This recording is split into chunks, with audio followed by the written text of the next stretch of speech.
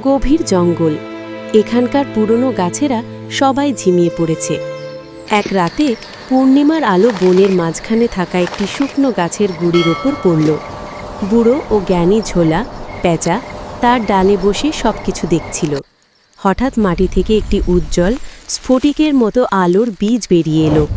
ঝোলা নীরব চোখে বীজটি দেখল।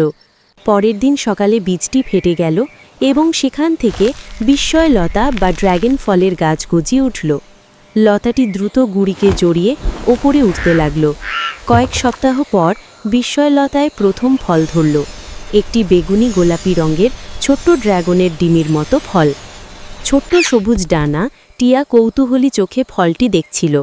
সে তার ছোট ঠোঁট দিয়ে ফলটিকে আলতো করে ছুঁয়ে দেখল আর অনুভব করল এক স্নিগ্ধ শীতলতা।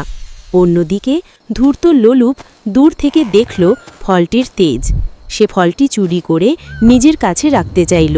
লোলুপ গভীর রাতে চুপি চুপি লতার কাছে এলো। যেই না সে ফলটিকে ধরতে গেল, অমনি লতাটির কাঁটাগুলো সজাগ হয়ে উঠল এবং লোলুপের থাবায় বিঁধল। লোলুপ যন্ত্রণায় হুক্কু হুক্কু শব্দ করে লেজ গুটিয়ে পালিয়ে গেল। একদিন ভয়ঙ্কর হিংস্র ভাল্লুক তার বিশাল দেহ নিয়ে জঙ্গলের ছোট প্রাণীদের ভয় দেখাতে শুরু করল। সে ছোট খরগোশ আর হরিণ শাবকদের তাড়া করে বেড়াতে লাগল। ভয়ে সবাই গুহায় ও ঝোপের আড়ালে লুকিয়ে পড়ল।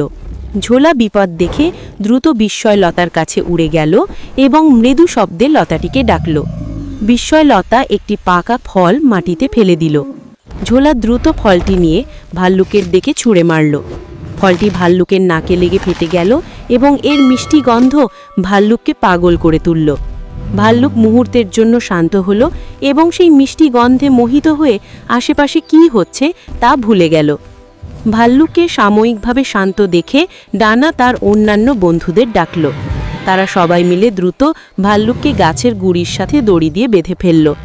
ভাল্লুকের শক্তি কমে গেলে সে ফলটির দিকেই তাকিয়ে রইল।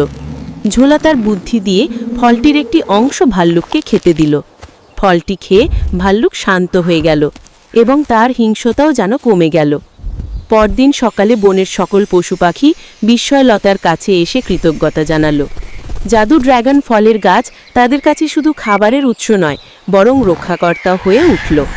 তারপর থেকে বনের সকল প্রাণী শান্তি ও আনন্দে বসবাস করতে লাগলো আর বিস্ময়লতা তাদের সবার বন্ধু হিসেবে আলো ছড়াতে লাগলো।